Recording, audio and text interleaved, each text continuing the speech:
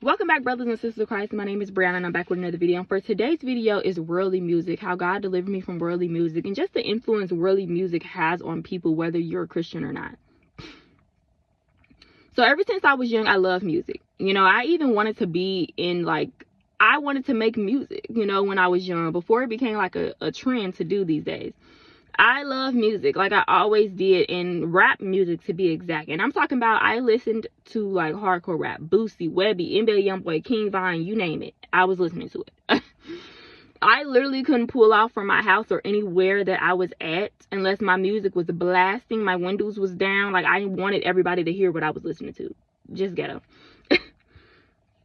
But everybody would be sending me music, the newest rap songs, the newest artists. I would be sending music to other people, the newest rap song, the newest artists. I was always the one putting my sisters on to new music. I knew all the songs, all the artists. Like, I was one of them.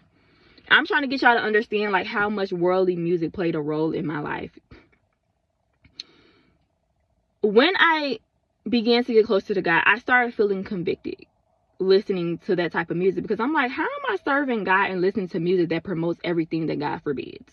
The love of money, power, lovers of themselves, idolization, lust, sex, drugs, alcohol, profanity, violence, basically all the bad things you can name.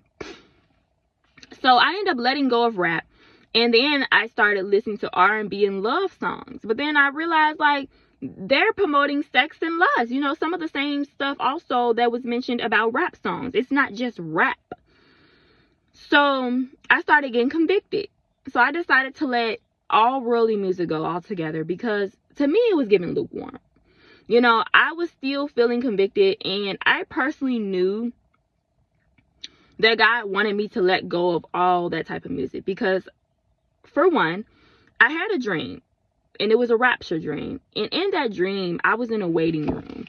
And there was a person asking people about their sins. And when they got to me, they were just like, so you like R&B music? And I'm like, yeah. Like it wasn't an issue. Like, what's the issue with that? And they just walked away. And I keep saying that person because I don't even know if it was a man or a woman. But anywho, I was confused about that dream at first. I didn't understand what it was like telling me, like, what was the point? But later, my interpretation was that it doesn't matter that I only let rap music go, and that R&B was also a problem as well. And I feel like that's why it was brought to my attention. So I'm like, okay, I don't know if that was before or after. No, that was before. That was before I decided to let R&B music go, that I had that dream, and I did not understand it. But eventually the Lord started convicting me about R&B, and I let that go as well.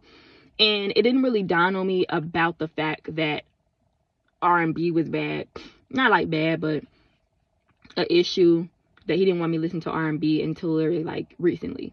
Like, my interpretation of that dream just came recently, because I was thinking, like, not even just thinking, I heard other people say this, like, there's nothing wrong with listening to R&B, you know, just listen to, you know what I mean? They just made it sound like only rap was the problem.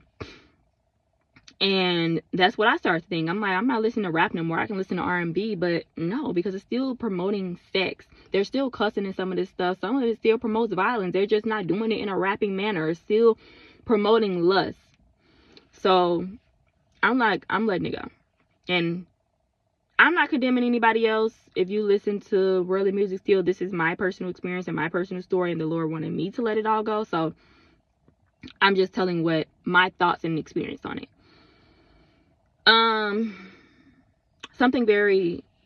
This one, I should have mentioned this first, because this had happened before I let rap music go. I had a dream about NBA Youngboy. And if you knew me before, everybody know I love me some NBA Youngboy. And when I look back on it, when I came to the Lord, I realized I was idolizing that man. And I already said I should have mentioned this first.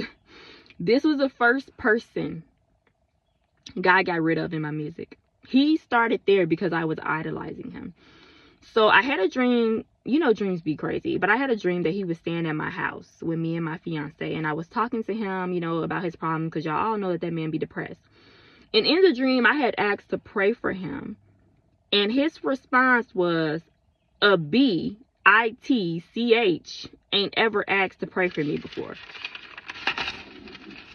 So I had prayed for him in the dream, and as I was walking away, I was going to the restroom. He followed me, and he started like trying to attack me in the dream. Like, at this point, he was literally a demon. And my fiance came out, and, you know, the dream got a little stupid, because you know how dreams get. But long story short, after I prayed for him, he was trying to kill me. That dream felt so real. And at that time, I was still listening to rap, but it felt so real that I could not listen to that man anymore.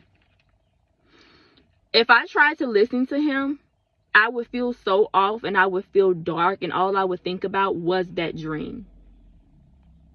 So that actually had happened before anything, you know, when it came to music. God started with him, like I said before, because I was idolizing that man. So he was the first person that I got rid of. I was still listening to rap music, but I could not listen to NBA Youngboy no more. And if I did, like I said, I felt dark, and I felt convicted, because I knew that the Lord no longer wanted me listening to him. And when I look back on his music, I realized that his music would make me very angry, violent, or sad and depressed, depending on the song, because y'all know. Because if y'all don't know, music affects us, knowingly or unknowingly. You know, it affects our feelings, our emotions, our moods, our thoughts, even our actions, you know, especially if you're under the influence. Lustful music makes you want to do lustful things. Violent music makes you want to do violent things. Motivating, making money music will make you want to get up and get some money, which is not a bad thing, but just to use it as an example. You start to become the lyrics, okay? And when it comes to like really music, it can corrupt your mind. You know, that just goes to show that it affects us. You know, some people be sad and depressed and don't even know why. Go back to that music that you're feeding your brain. Let's start there. It might be that, you know, because it's not even just music, things that we watch or listen to. You can find yourself dreaming about certain things because of something you watched, or, you know what I'm saying? You get certain feelings. What we feed our brain can affect us in so many ways. You know, also when you hear certain songs, it can trigger certain emotions. It can trigger certain memories. And that's also a constant reminder of your past life and your old self. And who wants that? Who wants to be constantly reminded of that when you know, as a Christian, listening to worldly music that you used to listen to? So I remember I had about like 10 gospel songs on my gospel playlist that I had for years. Because remember, I told y'all, like, I would get drunk. When I was at the world, I would get drunk, and my gospel music would come on, and, you know, I had a few songs in it. They'll find a way to come on. Gotta make sure that a gospel song will play. The ones that I did have, the next thing you know, I was pouring out my liquor crying. I knew more than 10 songs, but I couldn't remember them all. So I just started to listen to the songs that I did have, and the more and more I began to remember more gospel songs from my childhood, the more I listened to gospel music, the ones that I had. You know, I would Google, YouTube, and look on TikTok for new gospel songs as well. And I looked up, and I have over 200 gospel songs on my playlist now. And at this point in my life, I only listen to gospel music on a daily. You know, it makes me happy. It uplifts my spirit. It gives me peace. Especially when you start your day out with gospel music. You know it's going to be a good day, baby.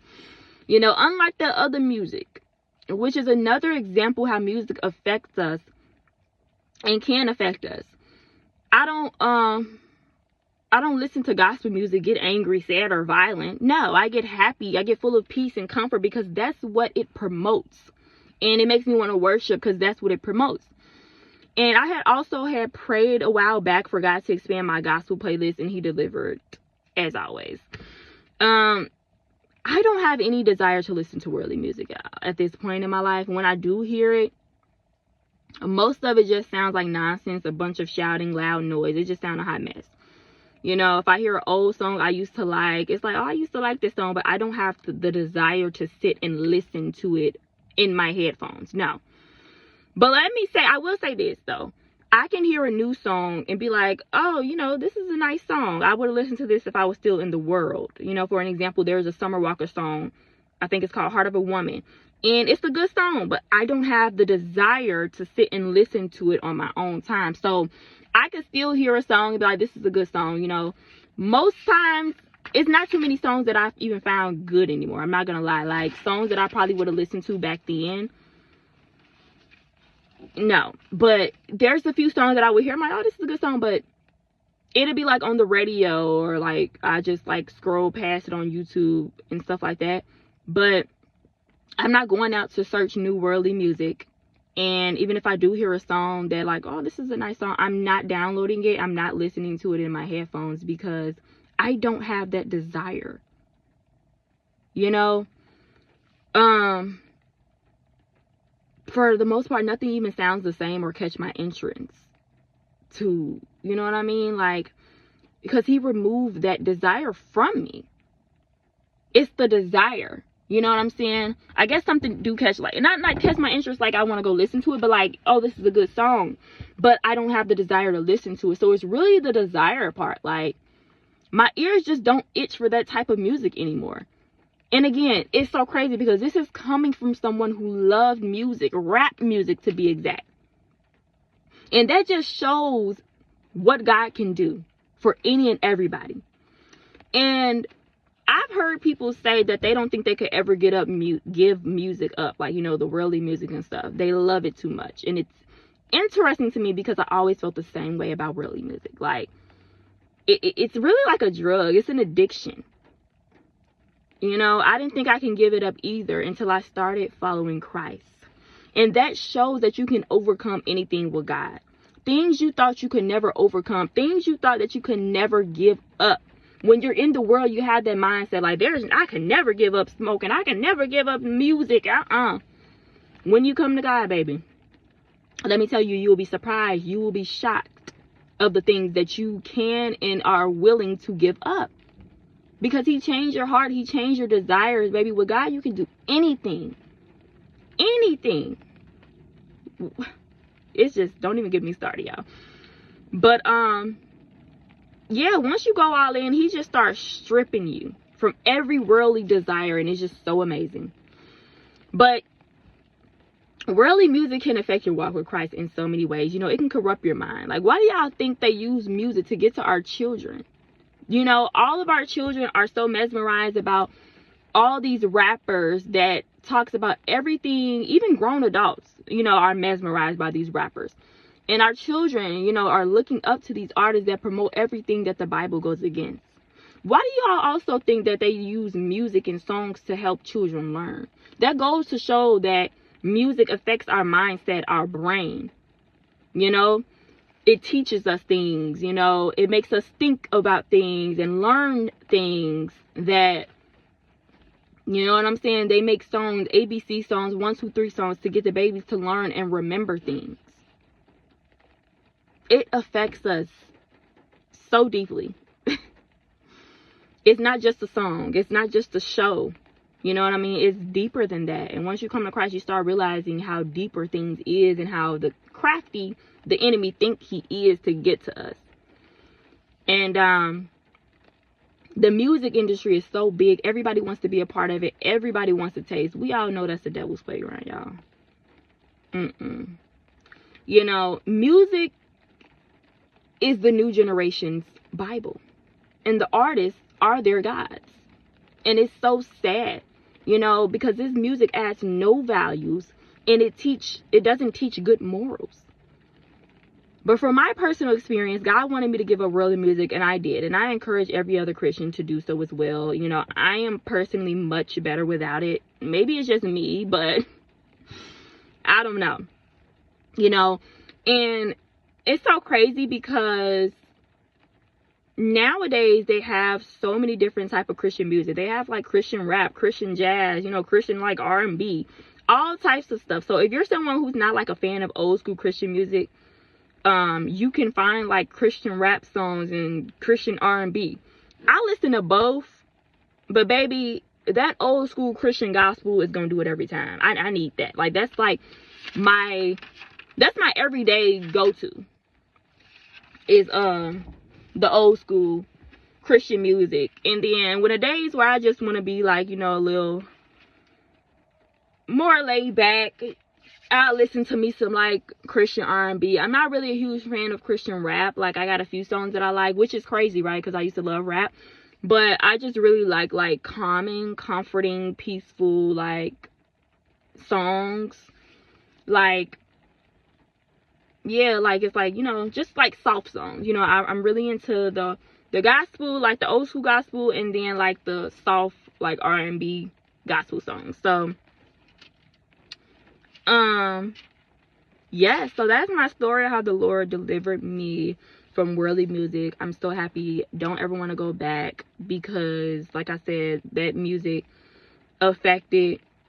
played a part in a lot of my decisions, like when I was under the influence, because you know, when you under the influence, you already rowdy and hyped up for the most part, or lustful, and then don't let you turn on a lustful song, don't let you turn on a violent song. Like, the decision is made, baby. Like, at that point, like, I'm good. Like, I want to wake up every day and listen to music that's uplifting, comforting, peaceful, and that just puts me in a great mood. I don't want to hear nothing that's making me sad or depressed or violent. Like, no, I just don't want that type of nonsense going into my brain. But we have this same one that I don't know how to pronounce. I don't know, like, is it Colossians? Colossians. So it's chapter 3 verse 16, and it says, let the message of Christ dwell among you richly, as you teach and admonish one another with all wisdom through psalms, hymns, and songs from the Spirit, singing to God with gratitude in your hearts. And whatever you do, whether in word or deed, do it all in the name of the Lord Jesus, giving thanks to God the Father through him. So they mention music with wisdom through psalms, hymns, and songs from the Spirit, singing to God with gratitude in your hearts.